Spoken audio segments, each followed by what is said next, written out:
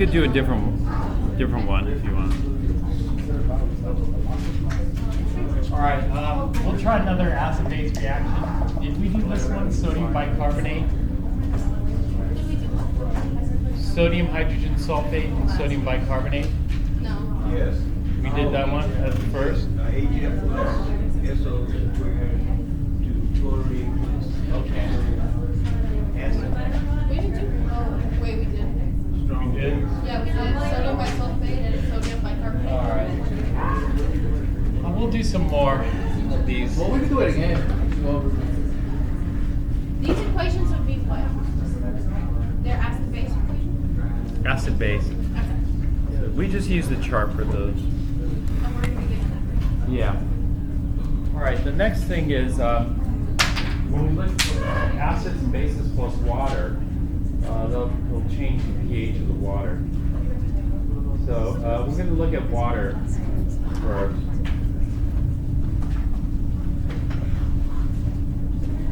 All right, so this is an acid-base reaction here, and it's going to be one water reacting with another water. All right, this one acts as the base, because water can go either way. It can be either an acid or a base. If this one acts as a base, it's going to take that hydrogen off and form hydronium. And so let's have this one be the base, this one be the acid. So the base picks up the hydrogen, make H3O.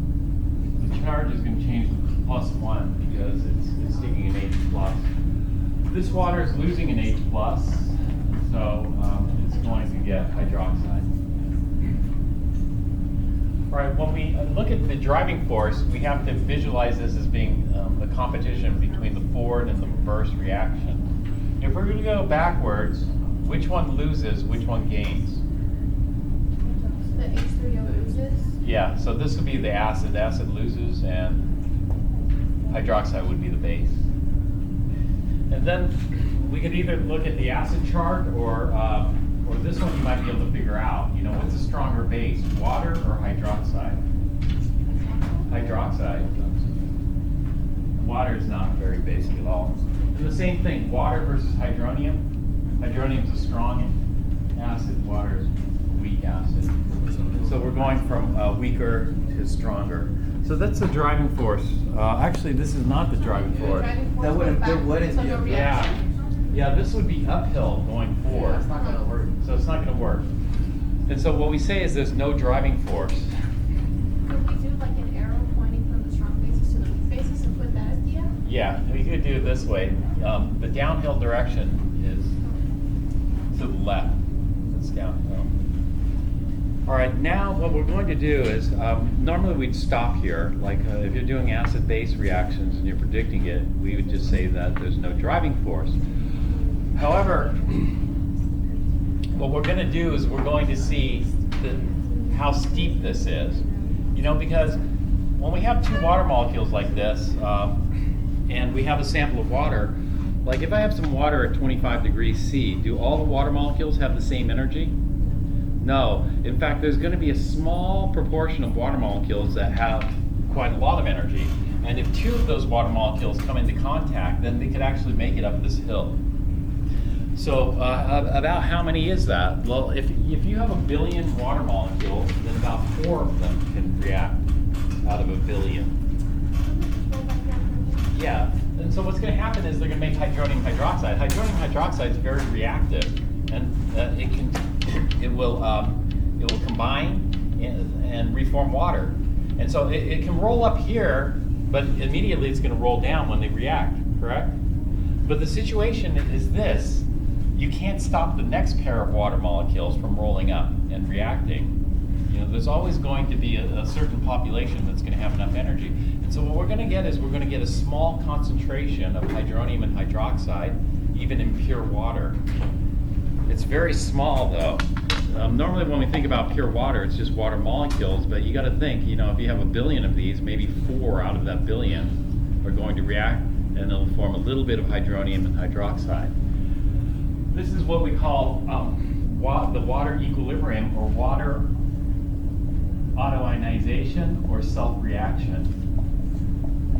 And it's not favorable, but even though it's not favorable, it's not terribly steep. I mean, it is terribly steep, but it's not so steep that nothing can happen. So what would you do if you wanted it to turn to?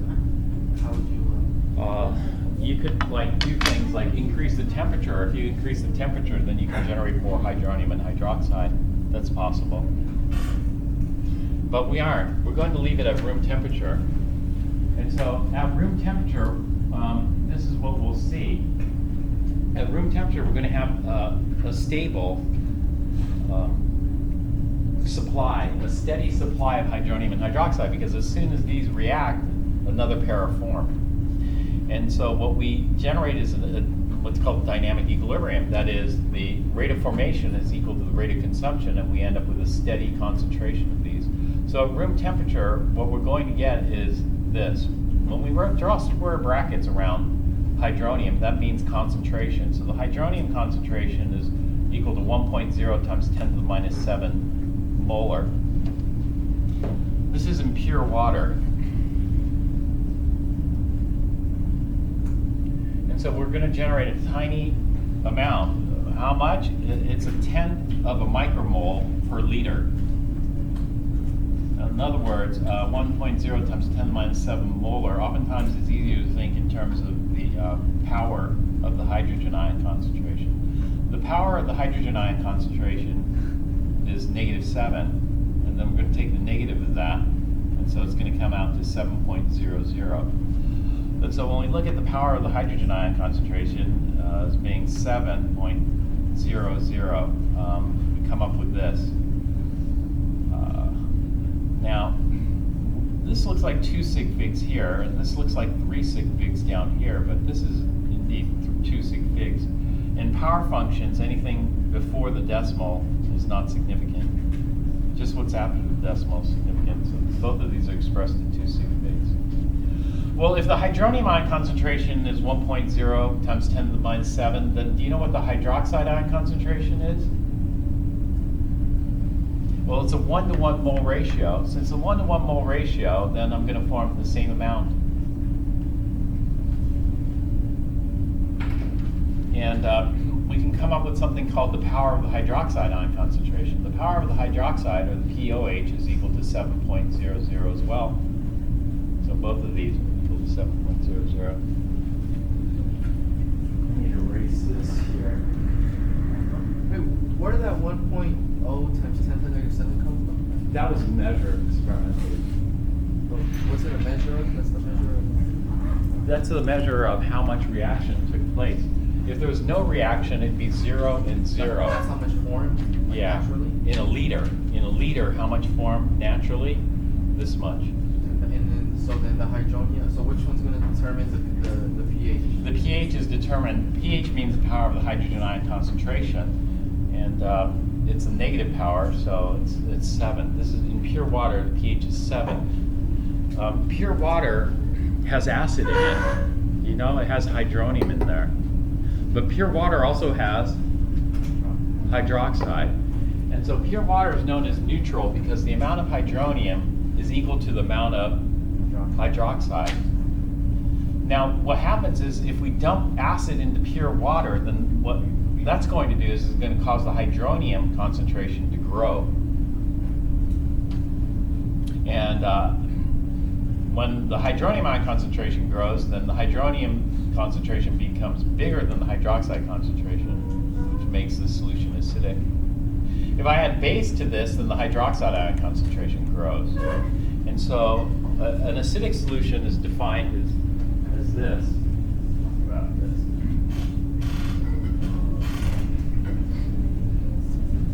Oops. Oh, okay. What did you mean when you said like because it's a 10 to the negative 7, that means the pH is 7?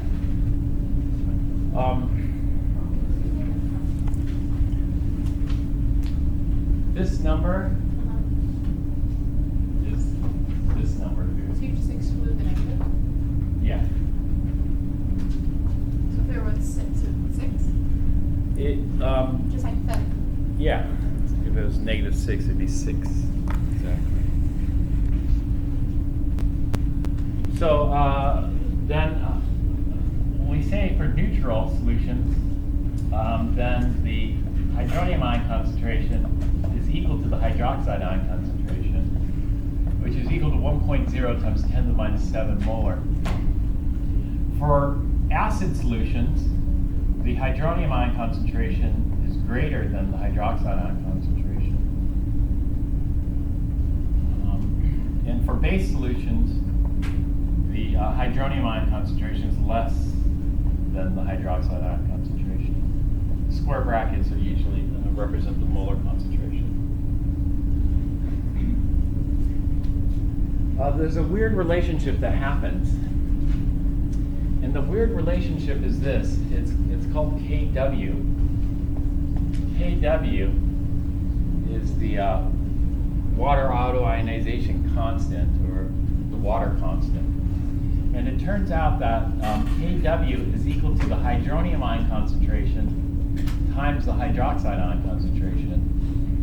And this is going to equal, well, what is it? Well, 1.0 times 10 to the minus 7 times 1.0 times 10 to the minus 7 is 1.0 times 10 to the minus 14. And it turns out that this is valid not just for pure water, valid for pure water and all other solutions.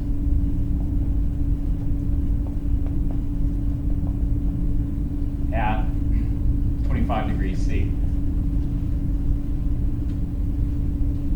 And so what causes this are violent collisions, here.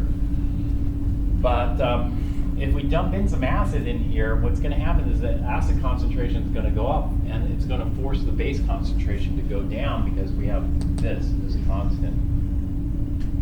And so this is valid for pure water and all other solutions. Another interesting relationship deals with the power functions, and that is the pH plus the POH is equal to the pKW. So what is the power of the KW? The negative power of the KW? 14. Yeah, it's 14, so this is equal to 14.00. This is valid for all solutions, including pure water. And so these are important relationships for water. Is that PK subscript K? I'm sorry? Is it PK subscript K? PK subscript W, sorry. PKW. And this is the water autoionization constant. Water autoionization constant.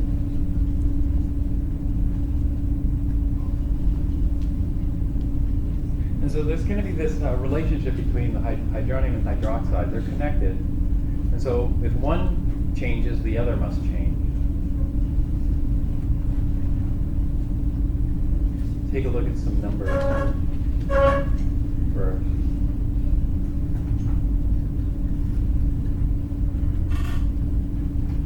Well, first let's look at the power of the hydrogen ion concentration and the pH. Look at what the numbers mean.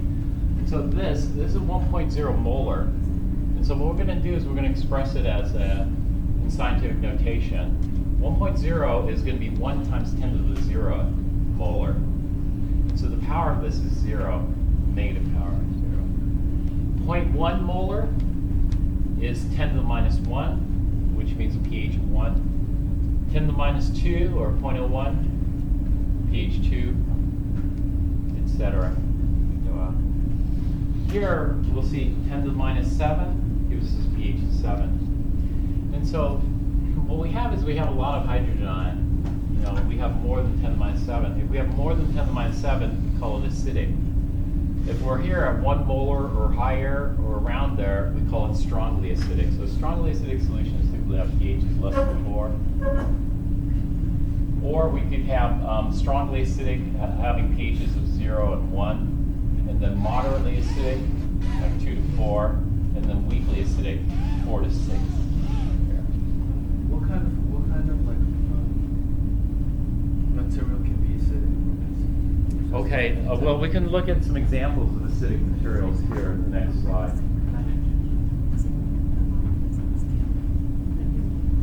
So if we're looking at a pH of 0, a pH of 0 means we're at 10 to the 0. 10 to the 0 is the 1 molar H plus. If we're at 1 molar H plus, then the hydroxide must be 10 to the minus 14 because this times this has got to equal 10 to the minus 14. So the hydroxide is very low. The acid is very high. This would be like battery acid. If we're at a pH of 1, that would be like stomach acid, where we have 10 to the minus 1 molar H plus, and that means that OH minus must be 10 to the minus 13 because minus 1 plus a minus 13 gives us minus 14. Lemon juice is pretty acidic, a pH of 2. Vinegar is between 2 and 3, it's like 2 3/4. Wine is about 3.5. Tomatoes are about 4. Black coffee is 5. Milk is slightly acidic. Blood is slightly basic here, because once we go past 7, then we're in the basic, more hydroxide than hydronium. You can see here it flips. Pure water at 25 is 7. Basically, anything that would have water in it can be like acidic or basic. Yeah, right. Water can be acidic or basic depending on what's in there. Like sodium bicarbonate makes it basic. Borax, milk of magnesia, detergents, aqueous ammonia. Bleach is pretty high pH. And then 1 molar sodium hydroxide is pH 14. So pHs from above 7 are basic, pHs below 7 are acidic. And we have this relationship.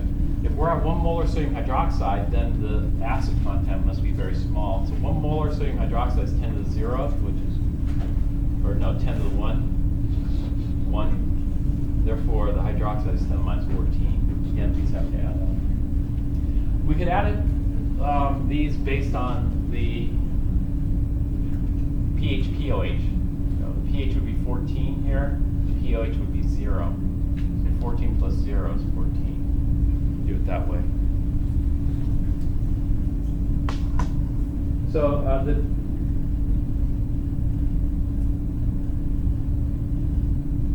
pHs can be measured using pH paper like this or litmus. Litmus just tells if it's acidic or basic.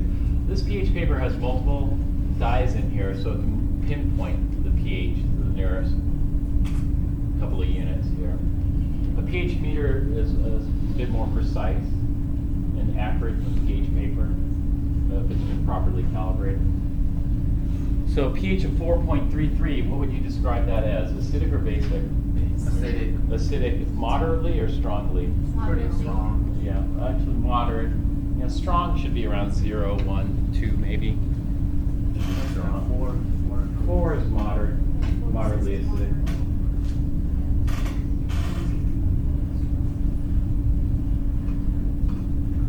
All right, we're going to do some pH calculations, and so this is the connection here. When we're doing pH type calculations, we can look at the hydrogen ion concentrations. The hydrogen ion concentration and pH are related. There's another way. I mean, we could just look at it and get it, but there's an equation to determine the pH. So if we start off with the hydrogen ion concentration here, and we do this, we want to figure out what the pH is. And you don't want to do this in your head. You can do this using an equation. That is, the pH is equal to the negative log base 10 of the H plus concentration, or H3O plus concentration. They're the same. So this says 4. Or we could go backwards. To go backwards, we take something called the anti-log. The anti-log is, the H plus concentration is the anti-log. That is 10 to the minus pH. You plug that into your calculator, molar. We know that the H plus is connected to the hydroxide. So if one goes up, the other has to go down. That is, we have to maintain this. The H plus times the hydroxide concentration is equal to 1.0 times 10 to the minus 14 at 25 degrees C. Likewise, the hydroxide concentration we can convert into a POH by using the exact same equation, except we change the concentration. It's going to be equals the negative log of the hydroxide ion concentration rather than the hydrogen ion concentration. And then going backwards, we take something called the anti-log, so that the hydroxide ion concentration is equal to the anti-log, or 10 to the minus POH molar. The pH and the POH are related by the power function, pKw. pKw is equal to 14.00, which is equal to the pH plus the POH. Okay, so using these, we can be given one and figure out all the others, because they're all connected.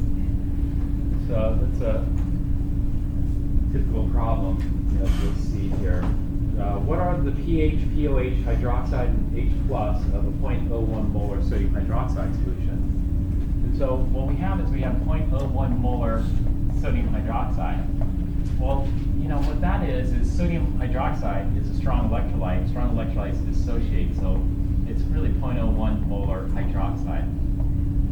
0.01 molar hydroxide is equal to 1 times 10 to the minus what? 7. Well, 2. 1 times 10 to the minus 2 molar hydroxide. And so what is the power of the hydroxide? The negative power of the hydroxide? 2. Okay, how many sig figs? Well, we have 1 sig fig here. The coefficient has 1 sig fig. Therefore, we have to have 1 sig fig in our power function. The sig figs in the power function are after the decimal. Anything before the decimal we don't count. And so this would be 1 sig fig here. 1 sig fig. So you just disregard the Na? Disregard the... Sodium? Yeah, you just go based off of the OH? Yeah. Okay. This is the hydroxide. The sodium ions are neutral. They aren't going to do anything. Well, if the POH is 2.0, then what is the pH? 12. Yeah, it has to be 12. To keep the sig figs right, we'll call it 12.0. That's because the pH and the POH have to add up to 14. And if the hydroxide, well, there are 2 ways to get the H plus concentration. One way of getting the H plus is we know the power is that, so we could just say 1 times 10 to the minus 12 molar, or 10 to the minus 2 times 10 to the minus what gives us 10 to the minus 14. Well, 10 to the minus 2 times 10 to the minus 12 gives us 10 to the minus 14. And so there are other ways we could get this. Another way we could have gotten the pH here is it's the negative log of the H plus, so we'd have to get the H plus first. Another way we could have gotten the H plus is just take Kw and divide it by the hydroxide ion concentration. That's the other way. So there are multiple ways we could figure this out, but let's see how they did it. So I see a mistake there. The hydroxide, they got it into scientific notation, which is n minus 2. And therefore, the power of the hydroxide ion concentration should be positive 2. Not negative 2. It's negative. They forgot to multiply by the negative sign here. The negative sign. So the pOH is positive 2. That means the pH is 12, which means that H plus is 10 minus 12 molar. They're completely ignoring sig figs here, which is okay.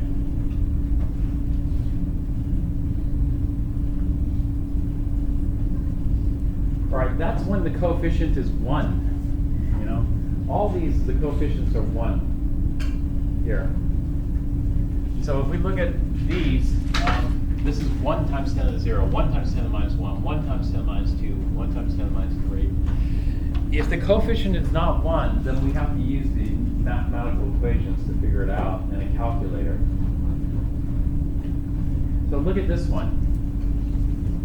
The coefficient is 3.45 times 10 to the 0. We can't say the power. Let's say this was the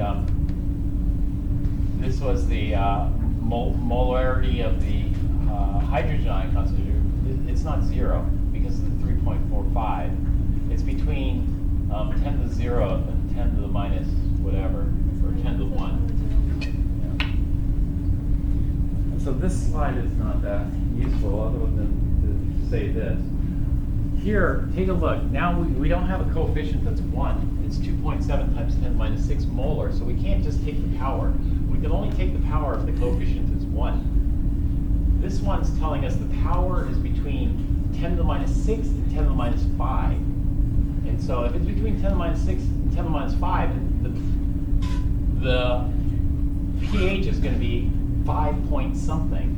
I don't know what it's going to be because I can't do it in my head, but I could estimate it, but we don't have to estimate it. If you have a calculator that does logarithms, then just use that. And so the pH is equal to the negative log of 2.7 times 10 to the minus 5. And so here we have to use a calculator. Earlier we didn't have to use a calculator. It's not 10 to the minus 6? Oh, 10 to the minus 6. 10 to the minus 6. And so we're just going to use our calculator to figure this one out. So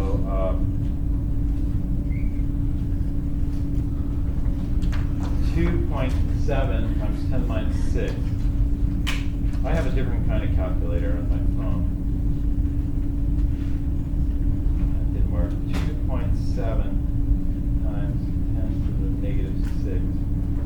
Okay, it worked. And then take the log, and then sign. So I got 5.568 as the pH. I have 2 sig figs here, therefore I need 2 sig figs here. So they match. So I'll take 2 and then throw in 1 extra. I throw in that 1 extra because I want to show the rounding step. This is going to come out to 5.57 pH. If the pH is that, then we can figure out what the pOH is. What is the pOH? Just subtract 14. Yeah. So let's go ahead and do that. 8.43. 8.431. Just 8.43. And then the hydroxide ion concentration. Well, this is the power of the hydroxide, so it's going to be 10 to the minus pOH molar. So this is 10 to the minus 8.43 molar. The way we're going to do this in the calculator is you take the negative 8.43 and then you just hit the 10 to the x key, or 10 to the x first, and then do it that way. And then it comes out to 3.70 times 10 to the 369 times 10 minus 9 molar. Professor, Uh-huh. where did you get the 8.4 from? Oh, I just did it from this. The pH plus the pOH has to equal 14.00. And therefore, the pOH is equal to 14.00 minus the pH. So I just took 14 minus the pH. Is this acidic or basic?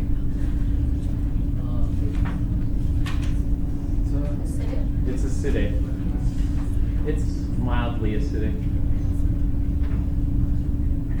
Here they're keeping track of the sig figs. We got 5.57. The pH plus the pOH is 14. Therefore, the pOH is 14 minus the pH, 8.43. What number do you go based off of actually, since we have 2 in play? I'm sorry? What number do you go based off of, since we have 2 in play? Either one. Either one. But can't you argue that it's basic and acidic though? Because you can say basic because it's 8 and acidic because it's 5. Oh, no. We go based off the pH only. Oh, okay.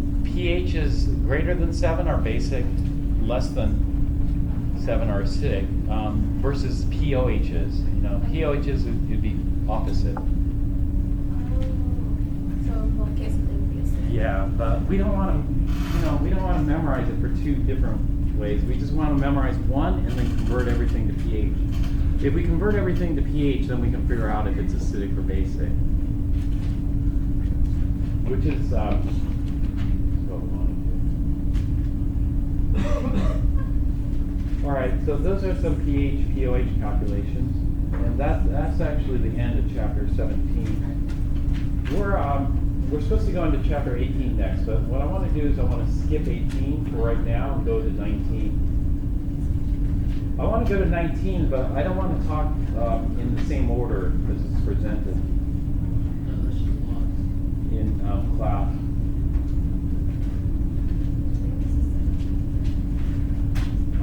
Because chapter 19, the reason I want to do that is because I want to keep the chemical reactions together. You know, what were the types of chemical reactions we've discussed? Redox, metathesis, and acid-base. So we've done metathesis, and we just finished acid-base. And so what we want to do is we want to go to redox. Redox is chapter 19, although we already did redox. We did redox part 1. Redox part 1 dealt with element plus element combination reactions, single replacement reactions, and combustion reactions. We're going to do redox part 2. I actually have a question about the single replacement. Like, you know when it's like A plus BX? Is it always, the products would be AX plus B, right? Yeah. The book does it a lot differently. Like, they switch things around. Do they? Yeah, that's right. I'll have to look at it. With the single replacement, the double replacement, it does it the way you did it. The single replacement, it doesn't. Okay. Well, we're going to look at those again, single replacement. But anyway, these are part of the chemical properties. You know, when we're thinking about chemistry, this is back one: composition, structure, properties, and reactions of matter.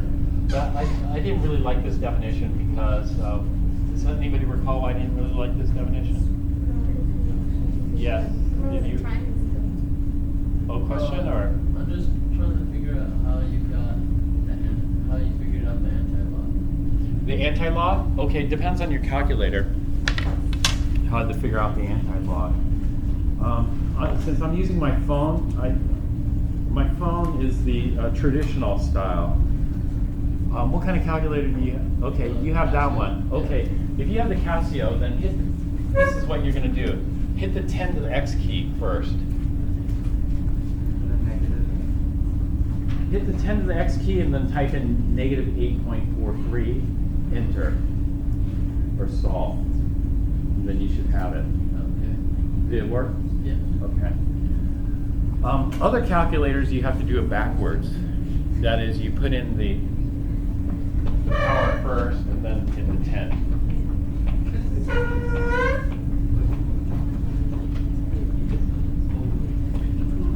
All right. Well, I think the reactions are properties. Yeah, good. That's good. That's because reactions are properties. And so, you know, physical properties are properties and chemical properties are properties. So we have both of these properties, but the definition here assigned properties is physical only. That's not the case. And so what we want to do is we want to look at the properties. If we look at the properties of some substance, let's pick a substance like HCl, then we want to look at both the physical and the chemical properties of that particular substance. Whether the properties are physical and chemical, what we want to do is we want to relate these properties to composition and structure. These slides I'll put on Piazza. These slides aren't from the book. When we think about the properties, initially there's a bunch of memorization. You know, you have to do some memorization to have some kind of reference framework. But as we go further and further along, then you'll start to notice patterns. You'll start to understand things at a more theoretical level, that is, at the structure or composition level. And that way you don't have to memorize as much stuff, but you need that basic memorization. This is like, in organic chemistry, there's a bunch of memorization right at the beginning, and it makes it very tough, because you don't use much theory.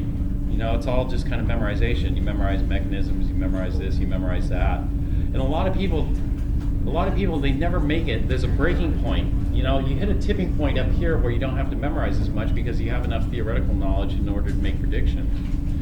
And so that's what we're gonna strive for, is we want to hit that tipping point where we can understand things more theoretically and less rote memorization. But initially, to get there, we have to do the memorization. So for example, here, is HCl a gas, liquid, or solid at room temperature? How do you want to handle that? Do you want to handle that theoretically, using quantum mechanics, or do you want to just memorize it? Memorize. HCl is a Actually, HCl is a gas. You know? What? Yeah, HCl is a gas. Have we worked with At room HCl? temperature. Yeah, we worked with HCl. It's super soluble gas. It loves water. And so what happens is it just, when you bubble it in water, it doesn't bubble out. It just stays in the water because it's so soluble. Whereas CO2 is insoluble and it bubbles out. And so HCl loves water. There's another gas that loves water. Do you know what it is? HCl is a gas. This other gas that loves water is a base. You know what this other gas that loves water is? It's a base. Not hydroxide.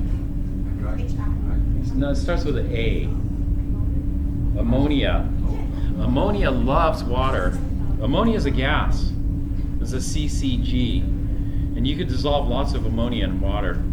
You can smell it. I mean, if you remove the cap here, you can smell the ammonia because it's a gas. It wants to escape, but it can't because water is holding it. Same thing with the HCl. But you don't want to leave the cap off because eventually it'll go flat, like the HCl would go flat.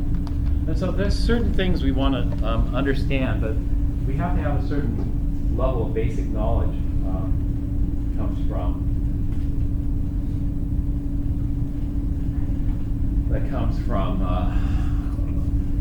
having a lot of reference or background information. So we're going to skip this and just look at this. What are the properties of HCl? Well, there are two types of properties we look at. They're the physical properties and the chemical. So color, is that physical or chemical? Physical. Physical. What color is HCl?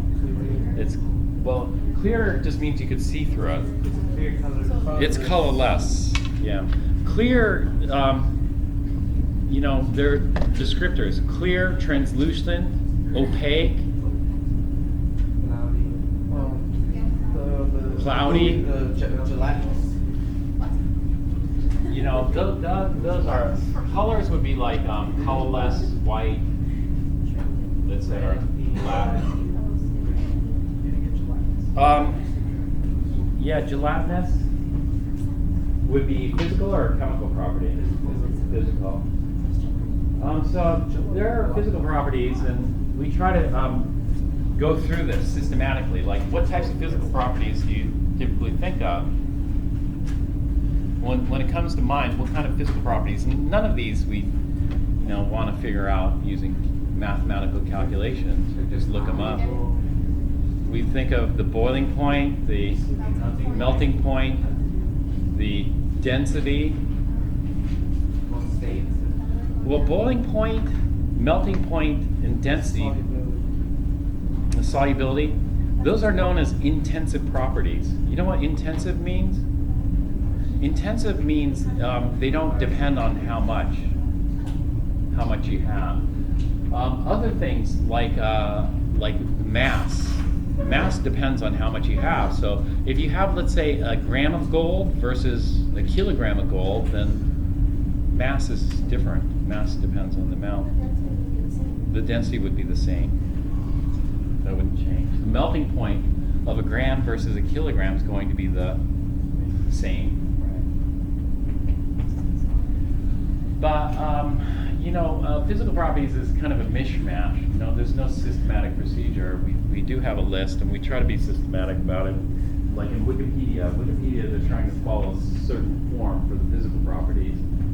Like this form. We can take a look here. For gold. What's that?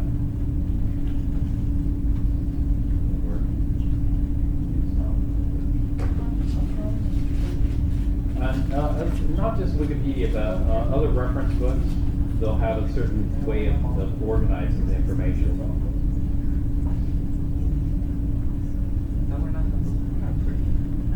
So this is some gold crystals. That would be physical properties, the crystalline form, called dendritic. Oh, so those would be like Yeah. Forms lattices. Here are the, Is the crystal gold the same as plated? Plated gold consists of lots of tiny crystals of gold. And so plated gold is also crystalline.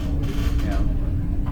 You can't see the crystals. They're so small. pressure.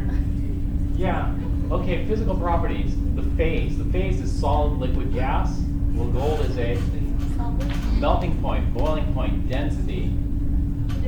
Heat of fusion, is that intensive or extensive? Okay, the heat is extensive. The amount of heat depends on how many grams you're trying to melt. But the heat of fusion is intensive because it is in terms of kilojoules per gram or kilojoules per mole. In this case, it's kilojoules per mole. In our book, it's always kilojoules per gram. What's intensive? Intensive means it's independent of the amount. So whether I have a kilogram or gram, this doesn't change. The other one was extensive? Extensive depends on the amount. Heat of vaporization, the heat required to vaporize is extensive, but the heat of vaporization is intensive. Molar heat capacity, vapor pressure, these are all physical properties. Okay, so then I go down the list, hey, where are my chemical properties? So physical properties, atomic properties, other properties, maybe other properties has it. Magnetic is a property.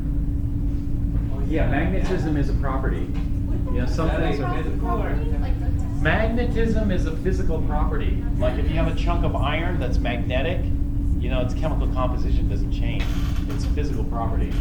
All these are physical properties: thermal, electrical conductivity, magnetism, tensile strength, shear modulus, speed of sound. This is what a crystal unit looks like for gold. These are all physical. Hey, where are my chemical properties? Do you see any? Here I'm getting into some chemical properties, but this chemical properties doesn't look so.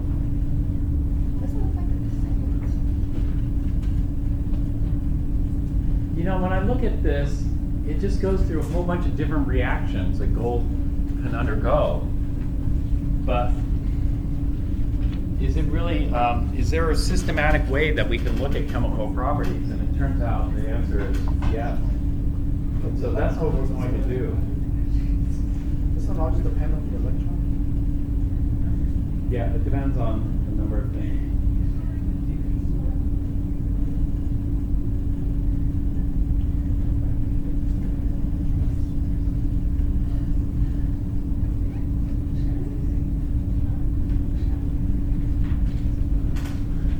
All right, so when we're thinking about chemical properties, we have this kind of list from our book: combination, decomposition, acid base, single replacement, double replacement, combustion, neutralization, et cetera, et cetera. Right?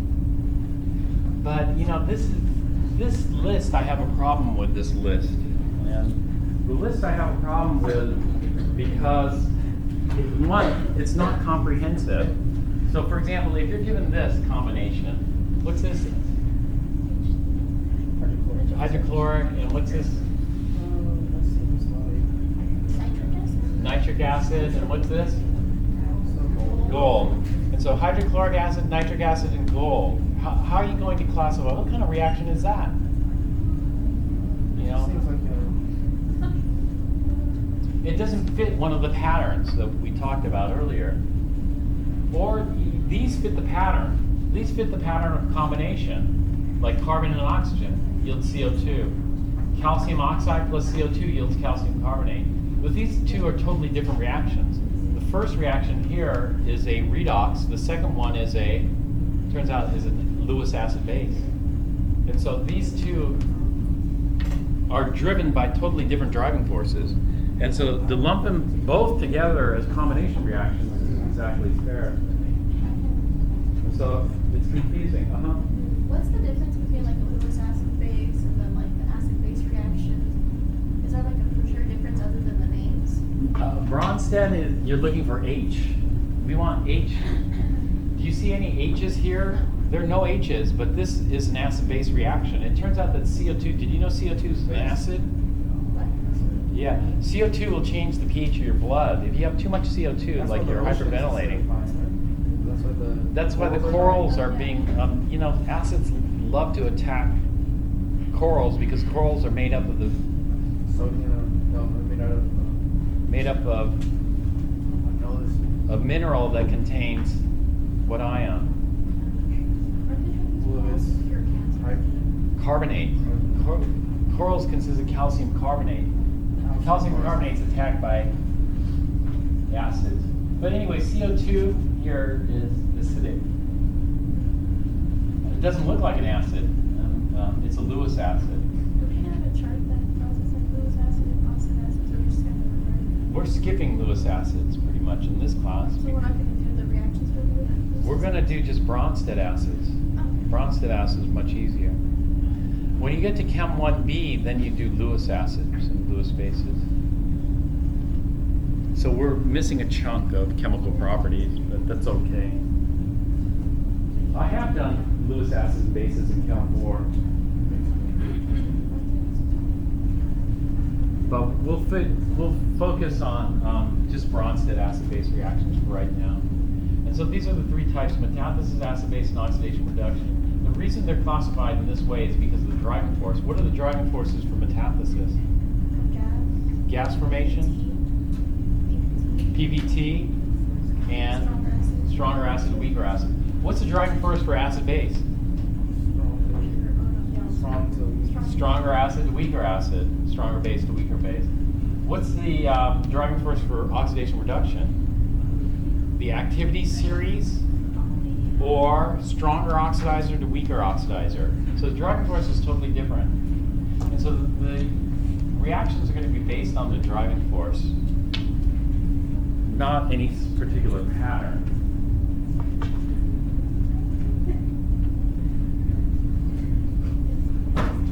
So what we're going to do is we've already looked at metathesis and acid base. What we're going to do is we're going to go straight to redox. So you said activity series and stronger oxidizer and weaker oxidizer? Stronger oxidizer to weaker oxidizer, stronger reducer to weaker reducer. We're going to look at that in more detail. So far, these are the redox reactions that we've covered. One, element plus element combination reaction. 2 is single replacement reaction. 3 is combustion reaction. In chapter 19, we also do skeleton redox. I'm not going to talk about this yet. What I'm going to talk about is number 4 here. Number 4 is a very powerful method to predict redox reactions. It's very powerful because there are some problems with the single replacement form.